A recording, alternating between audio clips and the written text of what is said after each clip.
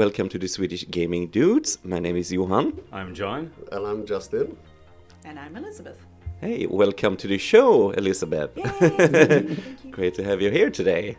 Yeah, and for you who are listening, you can catch us on Spotify, Apple Podcasts, YouTube. We're on all the big stations for your listening pleasure. But before we get into today's subjects, we are going to talk about comedy and humor in video games today.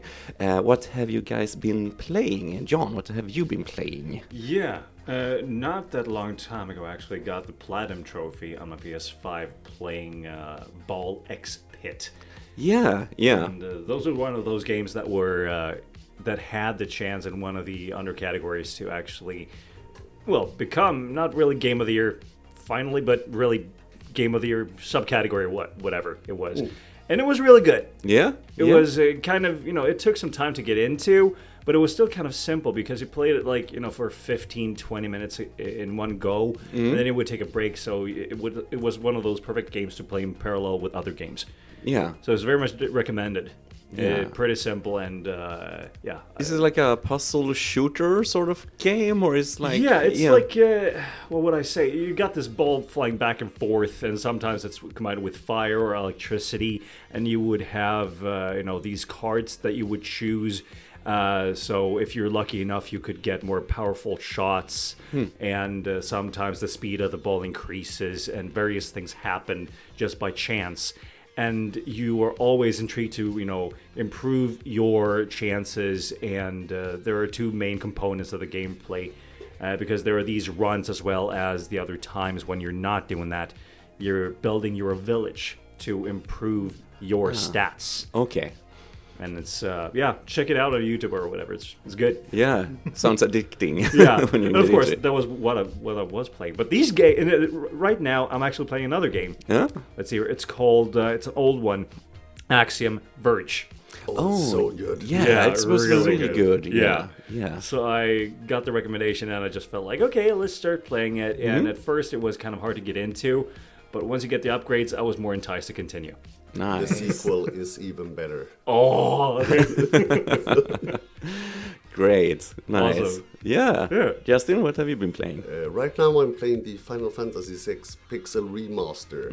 I finished it one run, but then I realized I missed like 3 trophies. So I'm doing a second run to find all the chests and the blue magics. Oh. So it's such a good game and wonderful music and... John and I, this was a couple of years ago, we did a list for our best or like favorite soundtrack in video games. I think Final Fantasy was on my top. And my favorite song was Terra's theme from 6. Yeah, it's so good. And as I said, Pixel Remaster has like these orchestral versions of the soundtrack. It sounds so good. Take it to the next level. Yeah. And the lyrics in the opera scene. Yeah. So beautiful. You can hear the lyrics. It's just like like in the Super Nintendo. Now you can hear the lyrics. Yeah. It's a very good remaster. And it's a timeless classic. It's like a lot of people started with 7, but 6 is the one that it solidified a lot of the elements that became standard forward in Final Fantasy. You can really see what the things used in Final Fantasy VI that evolved in Final Fantasy 7, 8, 9 and on. So it's really good. Yeah. And I played Hell Is Us. I knew it was one of the games I was looking forward to a lot at the Game Awards 2023, I think, when they revealed it. The post-apocalyptic world demons have come, and for some reason that was very unclear. And it's I can see what they were trying to do with the game, but it was not for me. Because we had no quest log, no map, no mini-map or anything. You were very, very on your own. And I'm sure people will think that but that's how it was back in the day. So yes, I can understand what they tried to do, but it's not for me. It's like, okay, we have a 5-story dungeon with a lot of one-way streets, and you have no maps, so you have no idea. So, you fell down. Well, sucks to be you. Now you can spend an hour trying to find your way back to where you were. Oh. So I think it it had potential, but for me, I would have liked the quest log or at least a mini map or a map. Yeah. So it was, they had good intentions, and if you like those really hard games that don't hold your hand whatsoever, it's probably a great game. Yeah. Nice. But Yeah, I'm also a very like convenient player. I think if I want to try to escape from reality and not have it too realistic. exactly. And, so. I'm too old for this shit. And what about you? I have been playing a lot of Ghost of Yotai, actually. Yeah, I love the first game, Ghost of Tsushima, and took Platinum Trophy on it. And but I've been really enjoying it. I think the story is not as engaging as the first one. I think the first one has had a cool advantage of having like a historical. Depicting a historical event that has happened, and then writing the story around that. And the second game is more of a basic revenge story, and I think maybe it doesn't do anything new with that, but it's still an extremely well-made game, and it's so beautiful. Like the graphics is amazing. Really is. Like the second like area you get to with these mountains and this like autumn forest, and you can just stay there and just it's so good. And the soundtrack is really good as well. I think very like thematically driven. It's not that common today.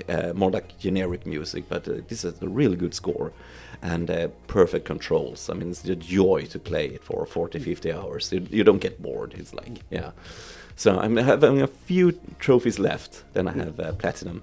So yeah. Oh, amazing. And how was Resident Evil Requiem? Resident Evil Requiem was very fun, actually. We completed it in one during like starting on Friday and completing it on Saturday. It's like it was intense. But I think it was very good. It was a cool mix of like this survival horror elements and action elements, both sides of the Resident Evil series, and it was like a love letter to the fans, I would say.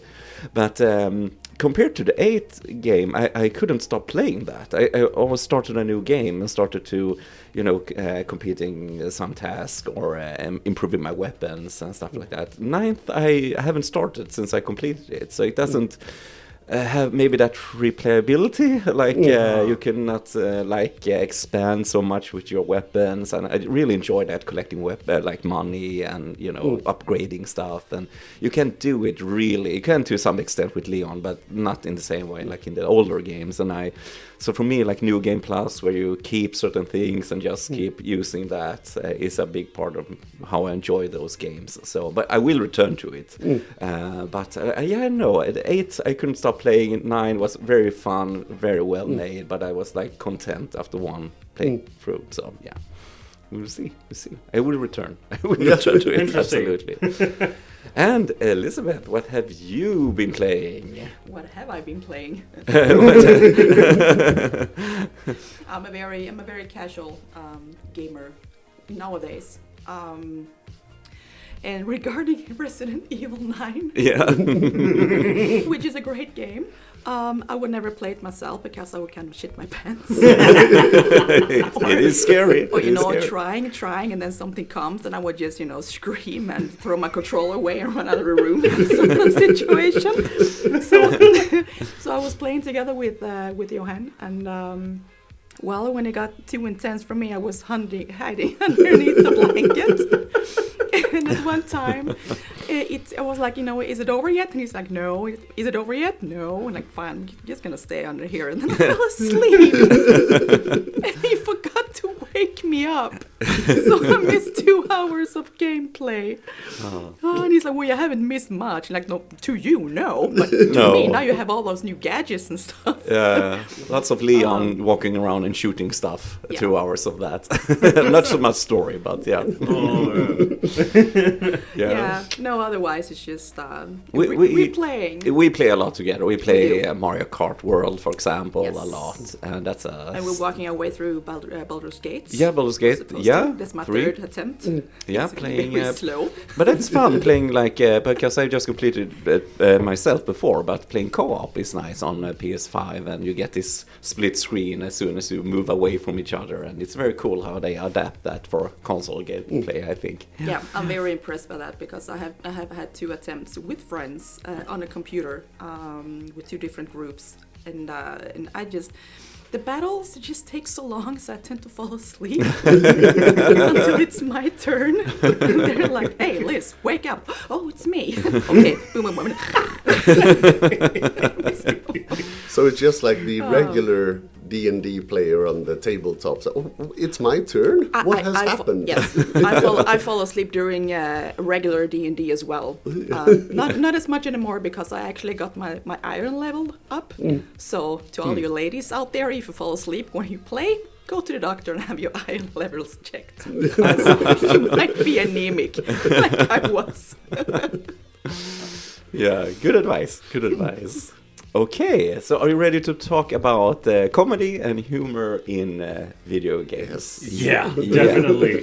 Got our list prepared. Yeah. This is sort of an open subject. We made some lists, and we're going to talk about like maybe games that are made as being like a comedy, but also like serious games that have funny moments and lots of good comedy in them. Just what's been funny for us. Humor is very subjective, so it can be very different. But yeah, we have some lists we're going to talk about, and John, you have your list ready. I see. Do you want to start? Yeah. And you, Elizabeth, also. Yeah. The first one that I'm going to mention is actually a serious game that I haven't played myself, but as I've been checking out on YouTube over and over, I've seen this game mentioned as one of the more funny things. But I'm expecting a reaction from you, Johan. Oh, brace yourself. So this is both the original and the remake of Dead Space, the foam finger gun. Dead Space.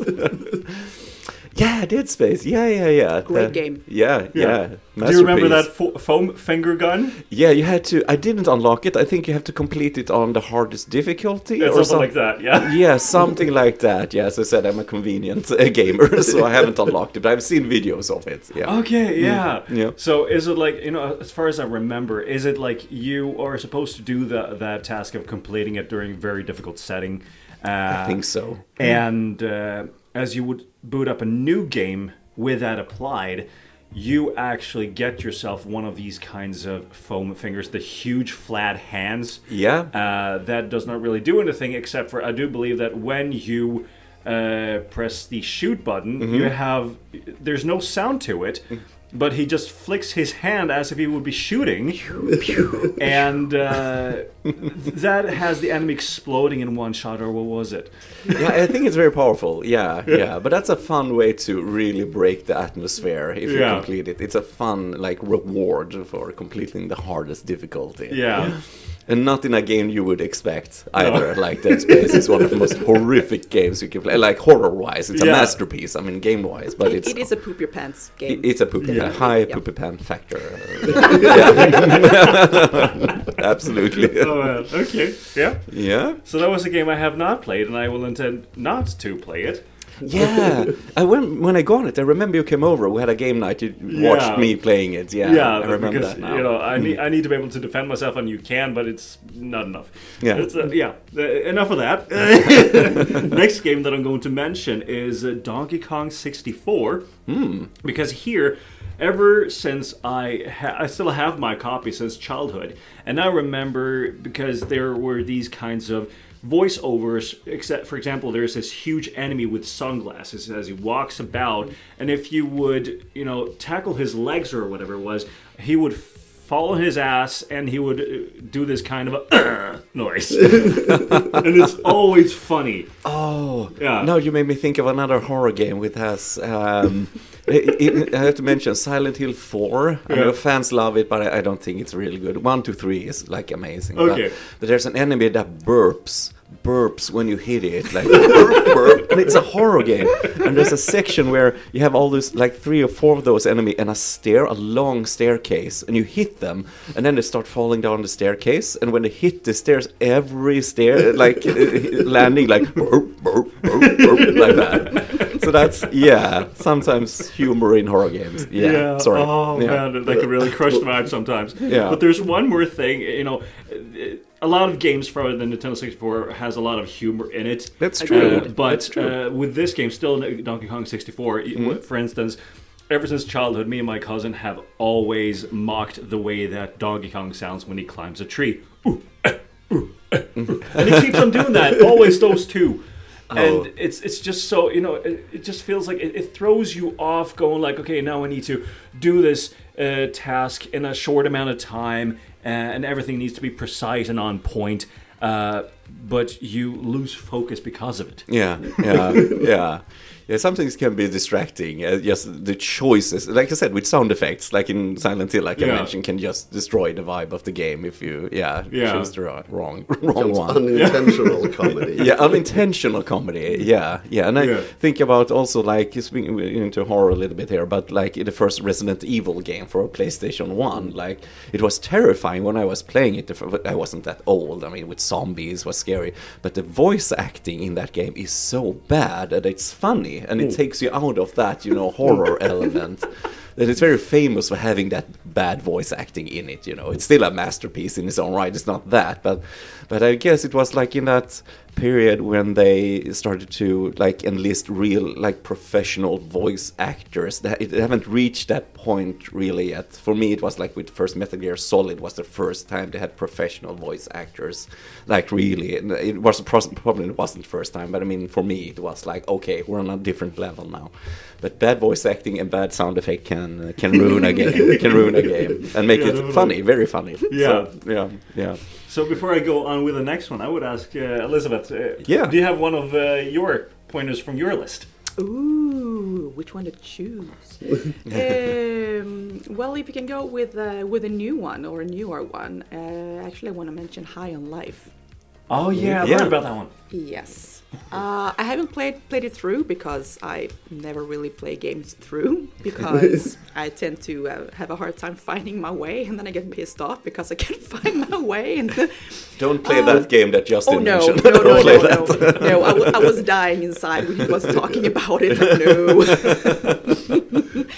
But that one has a lot of humor in it. I have been playing it together with a friend where we're taking every other level sort of kind of gameplay, and it's very humoristic in a kind of hysterical funny way. You have a talking sort of like alien weapon as your companion that guides you through, and it's actually a lot of fun. So if you haven't played it, I highly recommend it. It's funny in a kind of like stupid and a bit dirty way, but it's funny.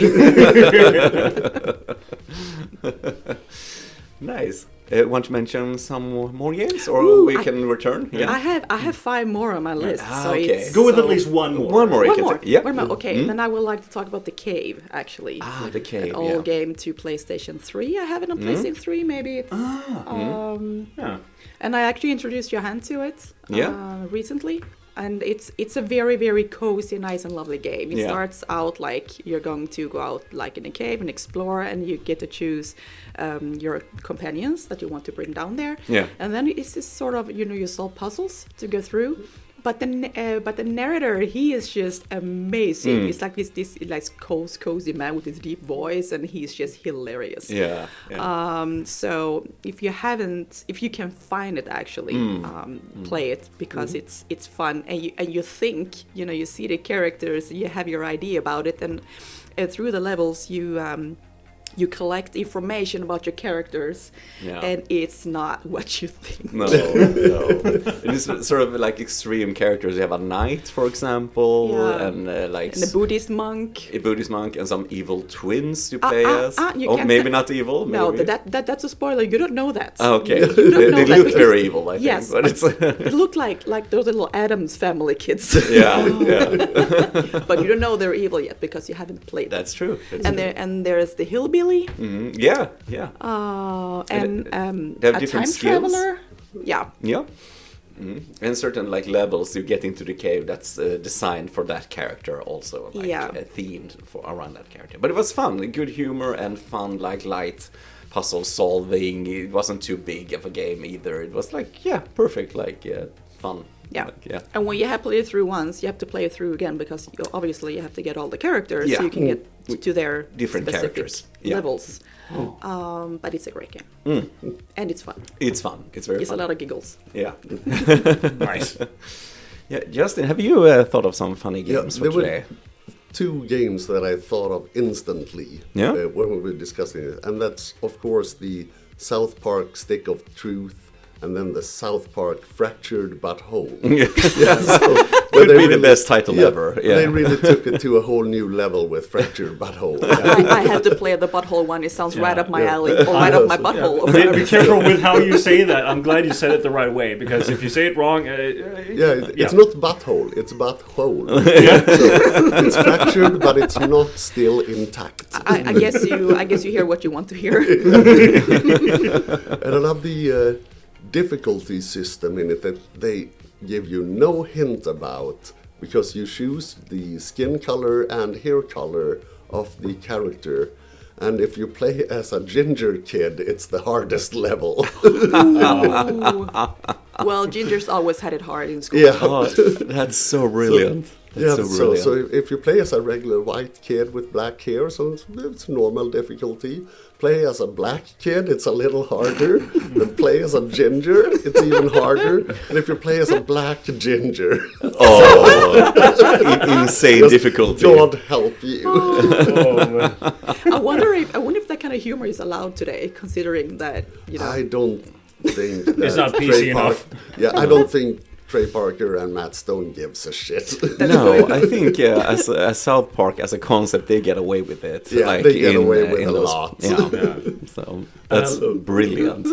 Just a little side note here regarding the first game of the series, The Stick of Truth. I still remember somewhere in the introduction where Cartman would talk to you about how, it's one of those tutorials. He mentions PP and HP, and people just go like, why is it called PP? I'm just saying it's called PP because of that. It's decided. It's called PP. Well, they are so well made, those games. Yeah. I have to play it. I started playing the first one, tried with some friends, but I don't own it myself. But I have to play them because I would love that. We have to play them. we had to try the butthole one. Yeah. Or the Both. Whoa. But that's a single player, right? So you don't. Yeah, they Yeah, are. they Yeah, are. yeah. But I think they are very fun co-op. Yeah, you anyway. could just change. Like couch co-op. Yeah. We have to try those. We have to. Yeah. They're really, really weird sometimes. Yeah, We like weird. I just remember one of those games. I'm not going to try to spoil it because I do believe it's one of the side quests. Maybe the second game where it's like, you're supposed to lap dance someone and it's like press this button very fast and it's like you can see it happening and it's, you're this child and you're standing on top of this adult doing adult things and it's like, no, but you have to keep it pressing. This is so wrong. Are you a kid giving a lap dance to an adult? Yep. That is so wrong. That was so the mission. many levels. Oh, I love that. So yeah, don't be sensitive if you play that game, but definitely play Stick of Truth first because I do remember there is some relevant to a chronological story. So Fractured But Whole is the second It is a one. sequel. Yeah. Yeah. So playing in the right order. Are they But like a big game? Like how many hours per game usually is it? Oh wow, I do believe Stick of Truth was a little bit bigger, right? Oh, I don't remember. Maybe like somewhat equal. Stick of Truth feels like slightly bigger for some reason. But that's just my impression. I do not really know how big they are. No. Yeah, but decent length. Decent So length, yeah. it's, Like 70 or 80 hours, like no. Yeah, exactly. So, Yeah. Great, yeah. I've written some old classics that just thinking about like old. Like when we started to make humor differently, maybe in games, I thought about the old Lucas Art games for PC, like Monkey Island. The Monkey Island games was one of the first games I remember that was intentionally funny, with insult sword fighting and dialogue and characters. So. But also, like, there are other games like Day of the Tentacle, where you have to, change the future or save the Earth from being taken over by tentacles. It's amazing. And so, like, but first for me, I think they were the first funny games that I played that had like. I think so. It's, yeah, because it was maybe because it was evolving. Like games, you had games with humor before, like with text, and we talked about Final Fantasy six. I mean, they have a lot of humor in that one. So but it became more, I don't know, like easier to convey when you have actors that have those. So Monkey Island and all the LucasArts games and Full Throttle is also a really good one if you play that. But one of my newer favorite games, maybe of all time, is the Hades series. Hades. Yeah. So the second game was more like a serious. It's humor in that also, but it's more serious in a way. But the first one had great humor, like extremely well written dialogue and characters, and so many good moments and jokes all the time. So it's like Zagreus, the character you play as, almost always finish a dialogue with a joke or something like that. But it's so well timed and well acted. So like Hades is incredibly funny and well written. So yeah, it's still And we have also had a lot of fun, John, with a newer game, Broforce. We've all played. That's just stupid fun. Stupid fun. It's just stupid fun, like with a lot of action characters from the 80s and 90s movies, with bro in their names instead of their real names, and just a mayhem in completing the levels and in co-op. So much fun, so much fun. The sound effects, chaotic, and the sound effects, and like the Brominator, for example. Guyver. I like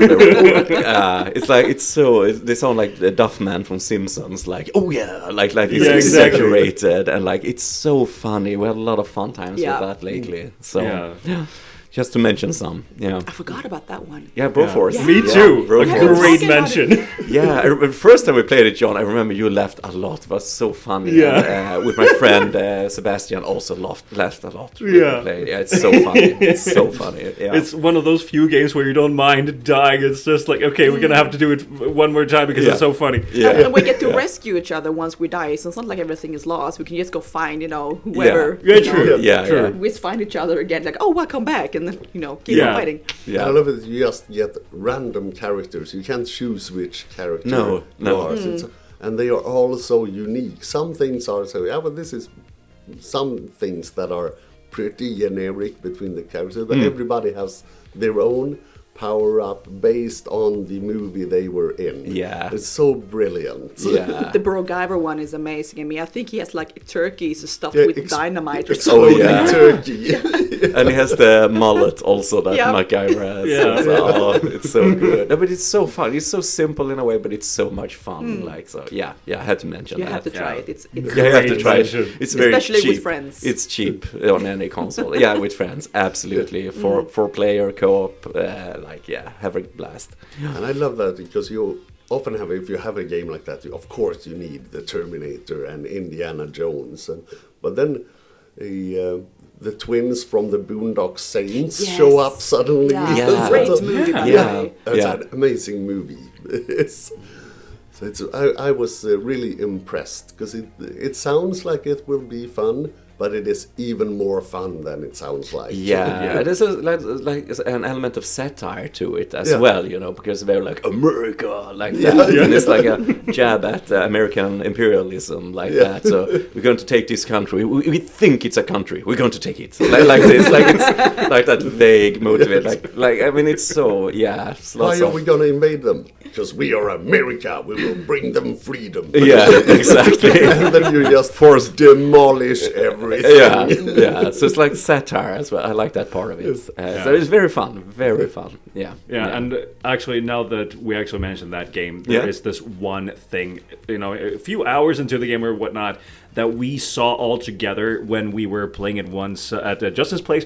And all of a sudden, the game just, goes into a cutscene and tells the backstory of this this bomb whatever suicide Bomber, person. suicide Yeah. bomber or something. Who Yeah. brought up with the mask since being a baby. Yeah. And Didn't he have like TNT around his belly when he was a right. kid? Exactly. Or something like that? And then the life purpose moment comes up and it goes like, oh, here are the opponents and I will throw myself at them and have them explode. But no, he throws himself into a cliff and explodes down there, Yeah. not even Yeah. touching anyone. But that is like pure brilliance to Yeah. just take a random character, a random time, and just have a cutscene to that character. Yeah. And that is gold. I forgot about that cut. Yeah. That was Oh, hilarious. it's so funny. Check it out on YouTube or something. Yeah. Or yeah. just play the game. Of Yeah. course. Yeah, play it. Play the It's game. cheap and funny. So, Yeah, definitely.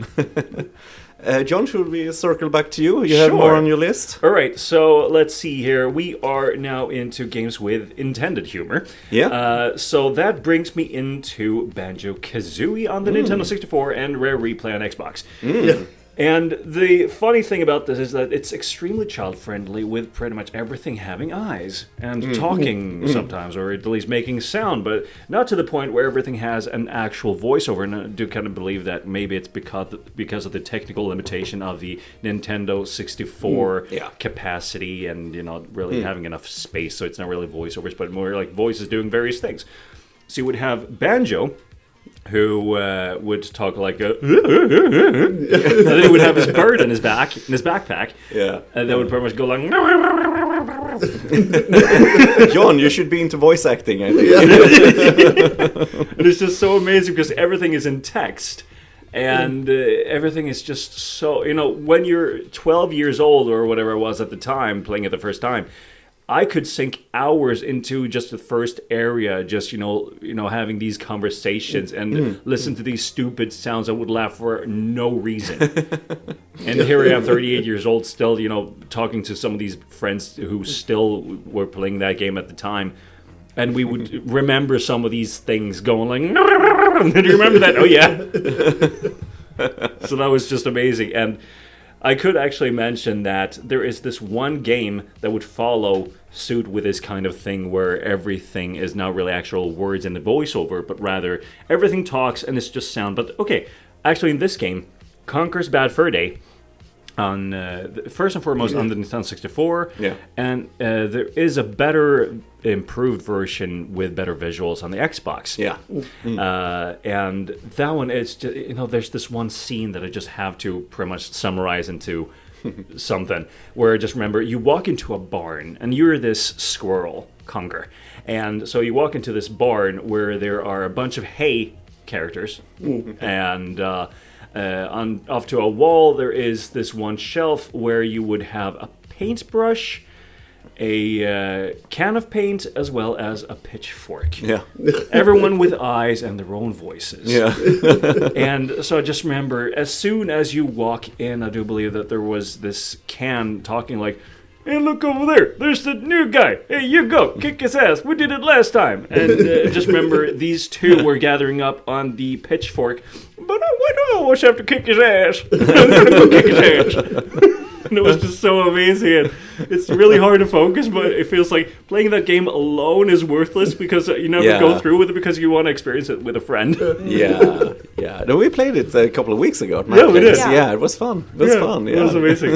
Is that where they have the big poop balls? Yeah, Big Mighty Poo. Yeah. Big Mighty Poo. Yeah. That's a classic. With That's that a song. classic. Yeah. I think we have a theme today. Yeah, A Poo lot theme. of buttholes and Yeah, farts No, it's and butthole. well, butthole. Yeah. Yeah, do you want to mention something else? Or Yeah, sure. I can actually take one more thing off of my list. And this one I just recently found out about. Because if you did play this game, Super Mario 64, it's a very good game, of course, on Nintendo 64. But I do remember there is this one thing that I've never really heard what Mario is saying at one specific time. So it is. It actually appeared in YouTube Shorts, and it's written out where it's like, okay, what is he saying? So in the thumbnail, it goes like, "So long, gay Bowser." Yeah. And you right. can actually hear that when Yeah. you are in a fight with Bowser, and you catch his tail, which you grab onto, Yeah. swing him around, and as you release your grip, swing him onto one of those bombs, he would go like, "So long, gay Bowser." And you don't really know, is he saying "so long"? or so long gay? I think he's saying so long K, the letter K, like King Bowser. I think, but it sounds completely like gay Bowser. It Yeah. does. I like the gay Bowser. Yeah. It's hilarious. So yeah, that was just so amazing. I got one last one about a figure. I'm gonna save that until you guys have your another round. Lisa, do you want to mention some other games? Yes. Let's go with Castle Crashers. Yeah. I remember that. Oh, That's fun. We started playing it, was it last week or when was it? Yeah, I just introduced you to it. I'm like, oh my god, you're such a huge like video game nerd, and you have not played, Castle Crasher, because it's not very often I get to introduce any games to Johan because he's played it all. I was like, we have to play this because this is really funny because you get to ride on reindeers pooping, to total diarrhea, and it's just the drawings and the animation. I think it's very humoristic, and I just think it's a great game. Yeah, and it's also like a couch co-op or on computer, of course. I have it on both. Just to get together with some friends and just have fun. Yeah. We have to finish it. We've some hours left, I think. But it was fun. We have. Yeah, and I think it was one of the first made this hand-drawn animation in a game, because this was old Xbox 360. I think. So it's very Xbox old. 360 there. But it's we played on Switch, the remastered version, and it works perfectly. It's very fun, like I said, animation and fun and characters. I like the music as well. Yeah, I like the music. Yeah. That's very good. It's an amazing game with 4 players as well. Just chaotic, but it's amazing. Yes. Oh yes, with 4 players. Oh, that's a handful. Yeah. But it's fun, and the characters are cute as well. And also at any time you can just start over with a new character and just keep on playing and level them up as well. And I have the pink one, which has a lollipop weapon to begin with, and who shoots little hearts as a magic special, and then rainbows, of course, very adorable. Yes, and deadly. Adorable and deadly. Deadly rainbows and deadly hearts. So that was that one. And then I have to mention that trombone game we played at your place. Trombone Champ. Trombone Champ. Amazing. Yeah. Trombone Champion. Trombone Champion. You feel like a champion when you're playing that. No, you don't. But it's hilarious because it's so friggin' hard, and the noises those trombones made just make you. It's hilarious, and it's ridiculously hard, and it's just one big, laughter orgasm, pretty much. It's really funny. I will recommend it to people because it's basically Guitar Hero. Yeah. But with a trombone. But with a trombone, and you use the Joy-Con, the gyro in it, to tilt up and down to get the notes, and it is impossible. Yeah, it's ridiculously hard, ridiculously hard. It is, yeah. It basically sounds like 4th graders playing the trombone. It's almost like people trying to reinvent Guitar Hero in the worst way possible. There is actually. They're working on a new Guitar Hero. Oh, they are. Yeah. Yes. And please bring back Dance Dance Revolution. I will be so happy. It's the best game ever. First time I played that was at a friend's place. We were supposed to go out to a bar or something, but he had been to Japan and get this thick mat. And we stayed inside playing for 6 hours because they could not get me to leave the house. And my feet, I couldn't walk for 2 weeks. And I was at the chiropractic college back in the day. So I came to school and my teachers were like, what did you do? I played this new Dance Dance Revolution game, and I think I messed up every single muscle in my feet. But that one is awesome. It's definitely fun, but in another category. Yeah. And that's popular with streamers today, playing normal games, but with that mat, completing harder games on things. You mentioned Mario 64, John. I think I've seen some completing Mario 64 on that mat, and Zelda as well, Ocarina of Time. And they have ridiculous stamina to do that. And if you're going to jump around. They're very fit, these streamers. But it's little Japanese dudes and South Koreans, that just sit at home and just people hardcore playing still like infants. The Dark Souls games on Dance Revolution. That would be something. I have no idea how they do it. No, and not, sometimes I see they play also like Zelda and like Mario 64 they have a blindfold on. Yeah. It's insane. They complete the game and like they don't see anything. They just learn it by it's crazy. It's crazy stuff. Yeah. That's like what we did in the 90s when we had no other choice because we didn't have several games and you had to make do with one game that you did have, spending hours and hours and hours of just grinding, and then you know it, from the inside of your brain, not even looking. Yeah, that's true. Yeah. You have any other mentions, or are you saving some? I had 2 left. Okay. So let's save them for last. Save them for last. Okay.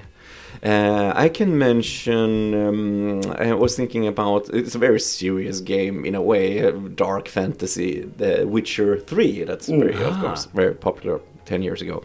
But it's like a very dark fantasy world. Everything is grim and, it's civil war and like that. But it has a lot of good humor in it with the dialogue choices you can make with Geralt as the main character. And so in a funny way you don't expect sometimes. You may be performing a play badly to complete one mission. And in one sequence in the DLC you get possessed by a ghost who want to go to a wedding. So Geralt, who is very stoic and very gruff sometimes like that, he becomes very like this smooth talker and start like when he's possessed and start like flirting with all the girls and stuff like that, and it's such a fun contrast to his real character. And at the end when you gather your forces at this Kaer Morhen castle, you have like one evening before the big battle, so like let's do something fun. So you can control these dialogues, but you can become completely wasted and dress up in dresses and like make a phone call to through portals to one of the like high elves in a different dimension dressed as a woman and just be completely drunk. And I mean, you can do so much fun in that game. You don't have to do it, but with a certain choice. I think it's so cool that it's hidden underneath the surface, like that sort of humor. It's so good. Witcher 3 is amazing. It's amazing.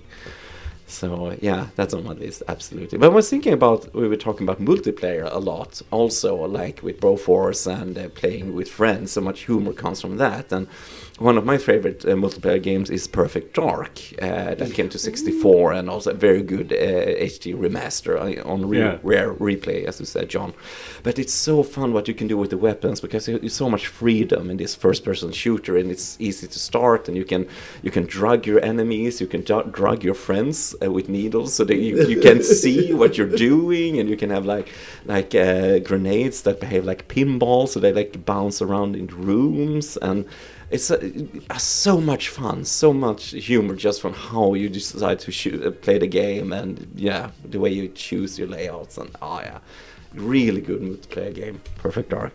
Yeah, definitely. It's lots of fun with that game. I'm playing it when I was 16 or something when it came out, and just keep playing it. So and the co-op aspect in that game, story-wise, we completed the story on the co-op. Don't do it on the 64 though, because it becomes so hard. Yeah, it has like 10 frames a second or something. I don't know. The frame rate is really bad in that one. So So, but just speaking of how much fun you can have with friends, so Perfect Dark, absolutely. Yeah, just and GoldenEye. And GoldenEye, of course, but you have less choices in that one. That is true. And you can't drug your friends in that one. That is true. I love drugging my friends. Yeah. And now that we did mention GoldenEye, may I mention my next point? Because I was going to mention it when it was my turn. Sure.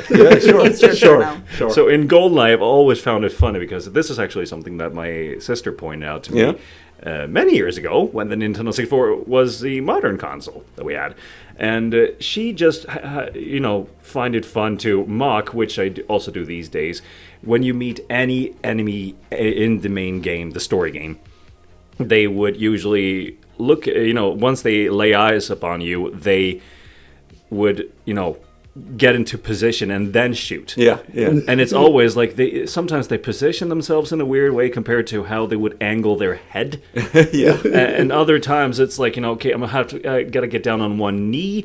Other times, it's in combination with, the way that they would when they actually die, you would have these various, I'm getting killed sounds. So it feels like they're being cycled over and over again. It's just so weird to like, how did you make up these noises? Because sometimes it's just and whatever. I think about that sometimes when I play it. Who made these voices? And I think they have one guy for everything, basically. Yeah, exactly. Just such a small team developing that game. It was 7 or 8 people or something. So it's like incredible for that. But it can be humorous, as you say, the way they pose themselves, the guards. Sometimes when they see you and I start shooting, they sometimes just gather themselves like this, compose themselves, and then they just jump to the left, like one step. Exactly. Like, what did that supposed to do? Like, and they just chew them. Like exactly. And so it's, and I, speaking of which, sometimes this just reminded me, when they do this roll on the ground. Yeah. I'm like an action here, but extra slow. Yeah. So they do this roll on the ground, and as you're trying to shoot them, and it's like, you're hitting them, and you can hear that, your bullets are hitting flesh.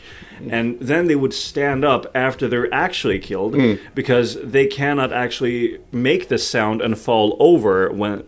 before they're finished rolling. No, they can't. So they got to finish that animation and then stand up and then... Yeah, they could live forever if they just keep on rolling like that. So that, but that's a classic. Yeah, but I remember there was one of the first game that also had sort of like realistic movement, depending on where you shot them in the arm or in the feet or something like that. So it was very groundbreaking when it came out. But one thing that's pretty much opposite of groundbreaking in that game is I do believe like if you would shoot on their weapon they're carrying, they would still get damaged. Yeah. If I'm not mistaken, I do believe sometimes if you're standing, if in the perfect angle and it's a little bit too close to the hand. Yeah. But if you would actually shoot the gun, then it still counts as an actual hit. You would hear them. Yeah. But I think in the harder difficulties, I remember I lost so many times because I couldn't hit them. But then I was hitting their weapons instead. So I think it depends on the gun you're using also. But it's okay. But it's it can be hard on the harder difficulties. Definitely. Justin, do you have any more? Yes, I played Cat Quest 3. Cat Quest. So wonderful game. It's a Zelda-like game where you play a pirate cat. Yeah. So and I was hooked already then. I could try that. Yeah. It's really, really fun, and there are so many dad jokes in it. And of course, everything is, you have the rat pirates, or the pirates, of course. Of course. Do they eat pie?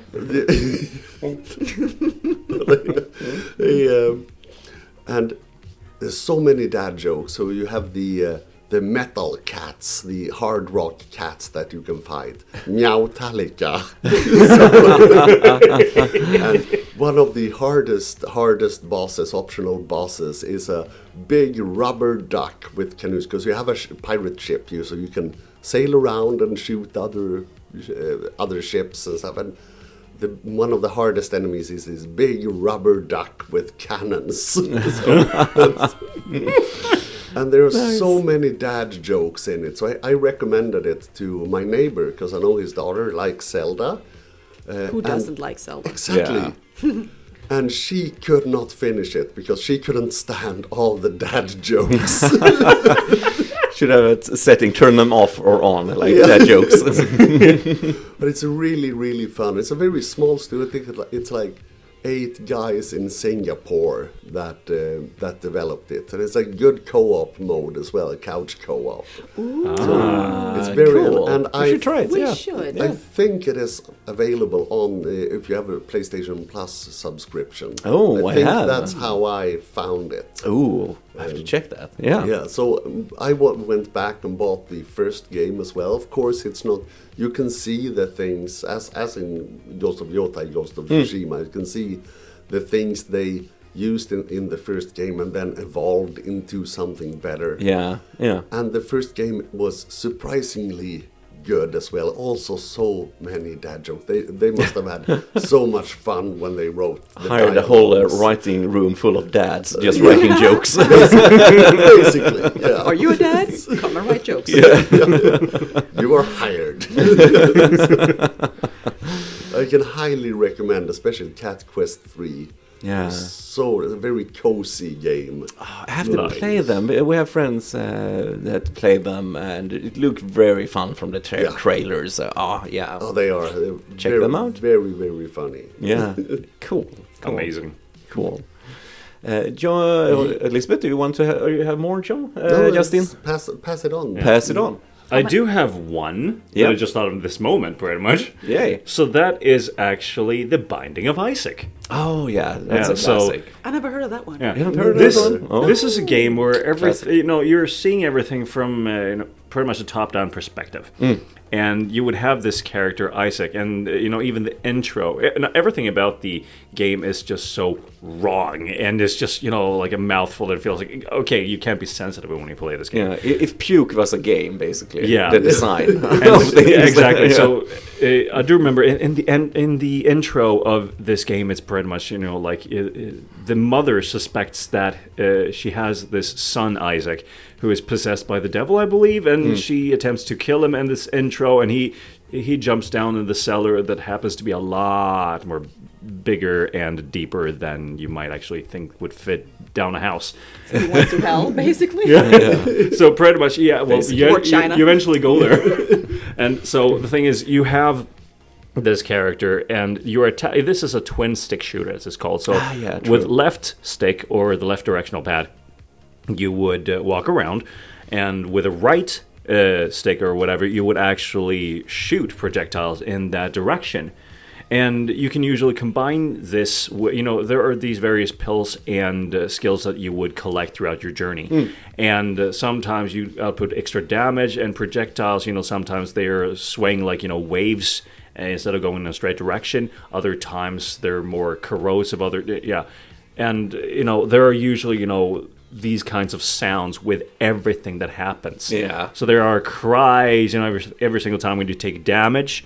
And, there are these puke sounds to everything, and shit sounds. And it's, these enemies that just, there are these spiders with mouth going like, bleh! And this, puking up big, smaller enemies that would, roam the entire area trying to kill you.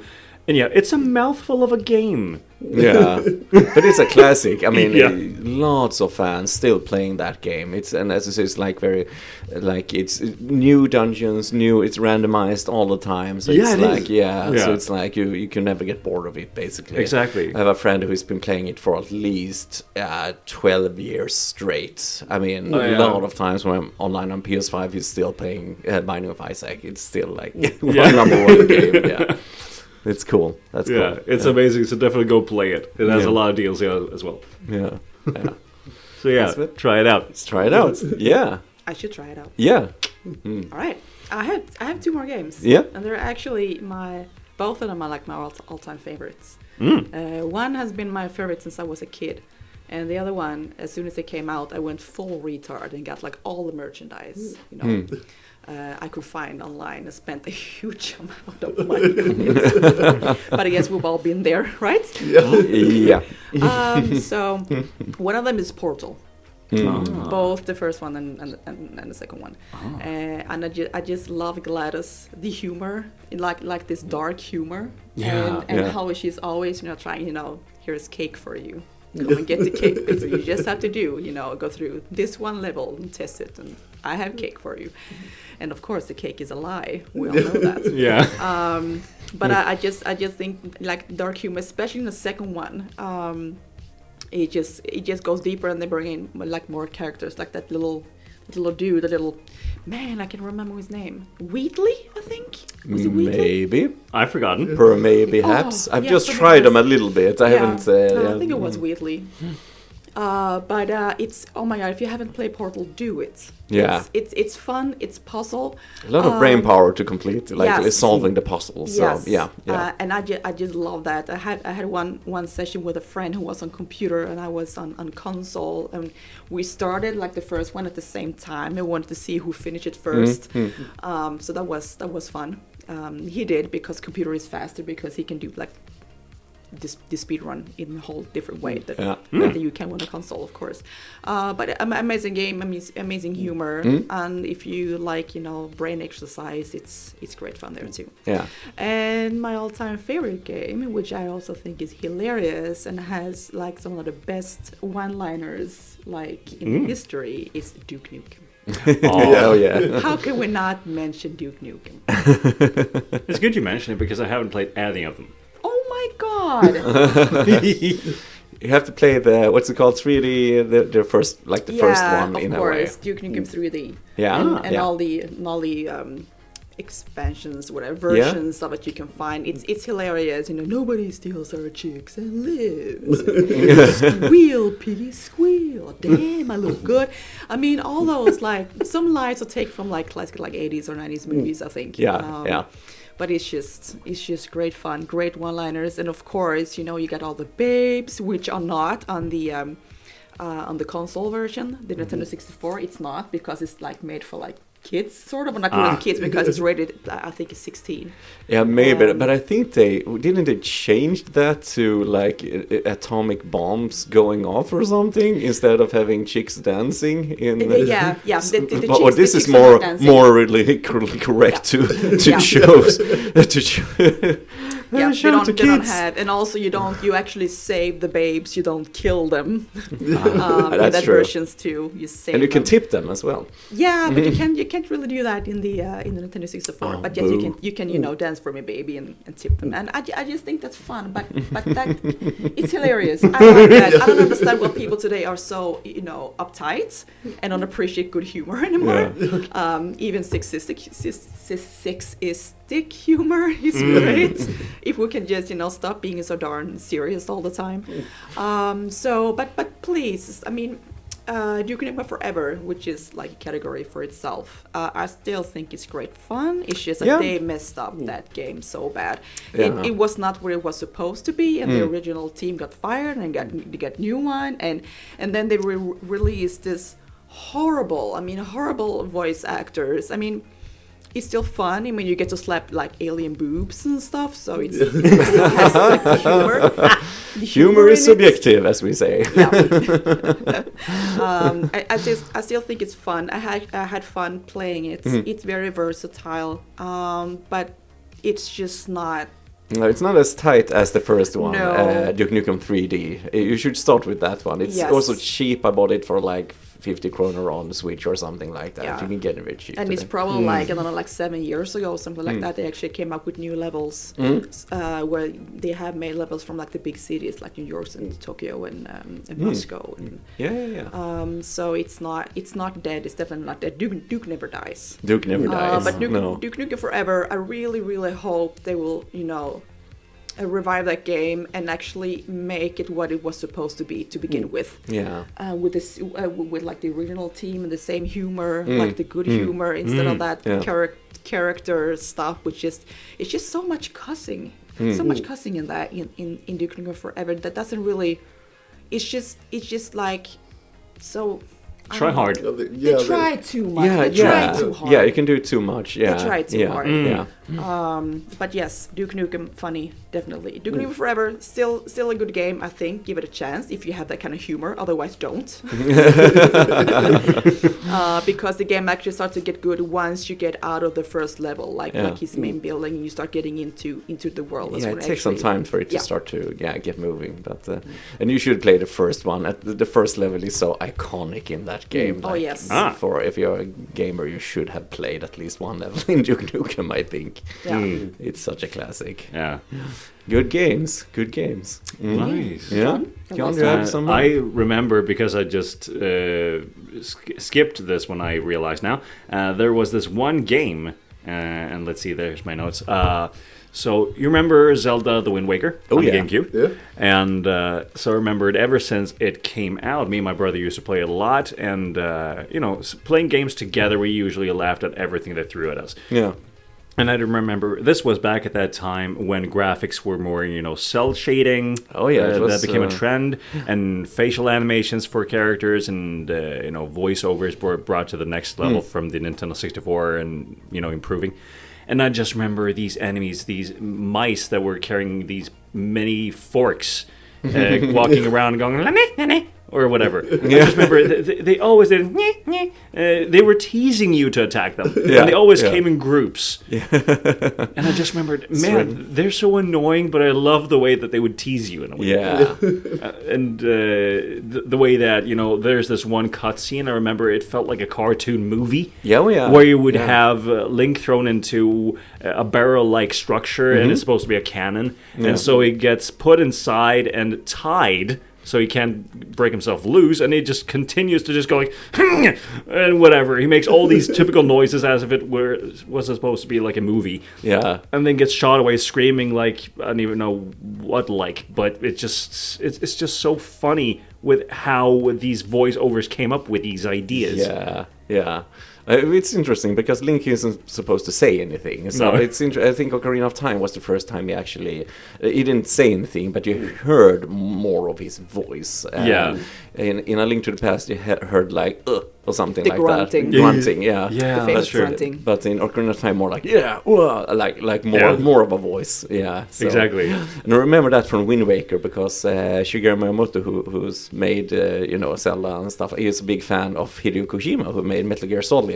Ah. So he gets into that fortress with the barrel, as you said, with the catapult. And you have to sneak out of the prison cells. It's a stealth section. Yeah. That's sort of a Metal Gear reference in a Zelda game. I think that's very cool. Oh yeah, now when you say it, oh yeah, Yeah. that's amazing. That's very cool. and I think that was the first game I played that had that, as you said, cell shading graphic, and that has aged very well. It looks very good still with this cartoony graphics. Yeah. Many Zelda fans hated it because they wanted serious, dark Zelda. Then we got Twilight Princess, but Yeah. a lot of fans prefer Wind Waker today, I think, ahead of Twilight Princess, I think. Yeah. So, Definitely. but it's a classic. It's a fun voice. I remember, not the brother, but it's a kid living on the island where you start talking about humor in games, and he has this snot bubble. Yeah. And it's and he like tries to pull it in, and then it hangs out every time. And then if you see him sleeping in the evening in his house, it becomes this bubble who just grows and then goes back. And like I thought, wow, they really put a lot of effort into that snot in that character. But such a fun detail. I mean, speaking of humor, it's humor. I mean, it creates that world. You know, it's And I do believe in that game, wasn't it also in the intro somewhere where you would get your actual official Link clothing? Yeah. Where it would be like, Nintendo makes fun of Link's pose of going like, I got a new item, I'm stretching out my hand, this pose, and then it's like, okay, someone wants my attention, I'm turning my head around, but I'm still standing in my pose. And you see it from a different angle, you go like, you should not stand like that. Sometimes I think at one moment in Ocarina of Time, humor can sneak up on you in those games as well. When you're adult Link and you're chasing those Poes around in a Hyrule field, and there's this merchant who buys Ghost basically, and he tells Link when you're talking to him the first time, and it's like, oh, if I looked as good as you, I could drive a different sort of business. And like that's in a Zelda game. Like what? Who wrote that? But it's sometimes strange dialogue. Yeah, Justin, do you have any more to mention? Not that I can think of. No? Well, I have to mention my favorite game series also, of course. Yes, I wanted to hear this. Metal Gear Solid. Of course, I have to mention the humor because it's very like, spy thriller, but there's so much humor in those games, from dialogue to situations, and even sometimes the way you defeat bosses. Like in the third game, you have this very old sniper. He's called the End. He's over 100 years old, and you're fighting him in a very large area. It can take a very long time to defeat him.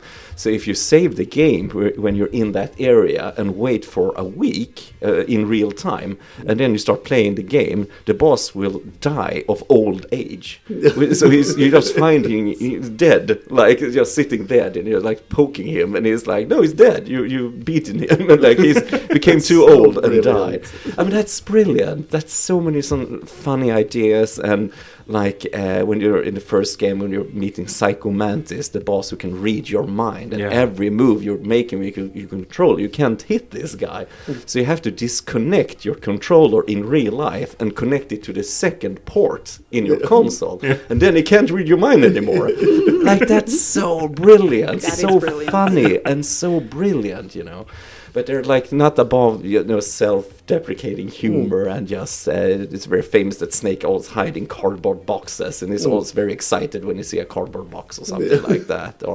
And they make like sometimes cooperate with different game series like Monster Hunter, and there is a talking cat in that game, and that's a character you can meet in Peace Walker, that game. Just a talking cartoon cat. I mean, it's after you finish the game, you have to really certain conditions to meet him, but he's a cat. So someone, oh, you met him? They're asking Snake, you met this cat? What did he say? And Snake with his gruff voice, like meow meow meow meow meow meow, like that. You know? So it's a lot of humor, a lot of fun humor in Metal Gear, in all that. It's a very rich series. That's why I love it. So yeah, funny just dialogue wise, but also gameplay wise, that you can beat certain bosses in certain ways like that. It's so good. It's good. Amazing. Yeah. And you actually brought me to think of this one upcoming game. I don't know the title anymore, but I do believe it's Metal Gear-esque, because it's those kind of visuals and the storytelling, but it's a lot more humoristic, because you're this octopus and you're sneaking about in the Metal Gear Solid, whatever. I don't remember much, but it's supposed to be an upcoming game, and you're still sneaking around, you still use equipment, but everything is just more ridiculous and with its intended purpose. Yeah, so whatever that is, check it out. I have to check that out, yeah. Nice. Okay, anybody have anything else they want to mention? A lot of good games, I think, today. I have a question. You have a question? Yeah. How long did it take you to figure out that I had to unplug your control and put it in slot 2? Well, the game is very kind. It's very kind, because if you die too many times, because you have a codec, like a radio with your kernel and support team, and they will tell you, try to disconnect the controller, and so yeah, you would never figure that out otherwise. But they do a lot of the one thing about that as well, because you have this radio, as I said, you have to contact someone in this base, and you're asking people who work there, and they say, it's I know the frequency for the radio. So, what is it? And then, I forgot. But then they say it's back on the CD case. What CD case? And you start looking at your inventory, and I have nothing in I have no CD case. But if you look at the physical CD case that the game came into, and you turn it around, there's a picture of the radio frequency on the backside of the game. That's brilliant. Yeah. That is funny, because if you played those Exit, the game? You can get like the board games. Yeah, you mean? Like the board game. Yeah, because they do stupid shit like that. Yeah, okay. Because their logic into solving those problems are not like normal logic. Because you can think about them, then you have to like get help from the help cars, and then they say, well, look at the actual carton of the game, and they have stupid shit on that one, and that is so frustrating. And every single time it's like, that is stupid, that's not logic. I think that's so funny. And just with Metal Gear, they got a remake for the first game, the Twin Snakes, on GameCube, and it's the same game, so it's the same radio frequency, and if you look on the back side of that as well, you have the same picture with the same frequency, so it's still in there. So. Their anti-piracy method. Yeah, exactly. Exactly. Yeah. But yeah, it's becoming bigger and bigger. You can do so much with humor today. It's different storytelling in games today with graphics and voice acting. You can do pretty much anything you want today. So it's cool how it evolved from text-based and becoming more and more, and lots of character traits. I think about like the Uncharted games, like Nathan Drake is very fun characters, a lot of humor in that performance. And I came to think of a game. Yeah. When you start to go back to those old ones, Leisure Suit Larry. Yeah. Never played actually, but me neither. I played it as a kid, and you had to be like over 18 to play it. So and my friend and I, we didn't even know English back then because we were just kids, and we tried, to answer those questions like again and again to let us into the game. But I thought it was fun. It was humor basically, but in a more humor I would probably appreciate more today than I did when I was like 8 years old. Because more of like adult in quotation marks, adult game, very made with childly, like cartoonish graphics, basically. It's on Switch. I think some are on Switch. Maybe. Oh. Check it Actually, out. because If Nintendo doesn't care. So it's like, Yeah, if it's still alive, because that game is so old now. Yeah. And They yeah, made we different ones, I we should check remember. it out. Yeah. Wow. Like- We should have mouse support for the Switch too, I hope. Mouse support.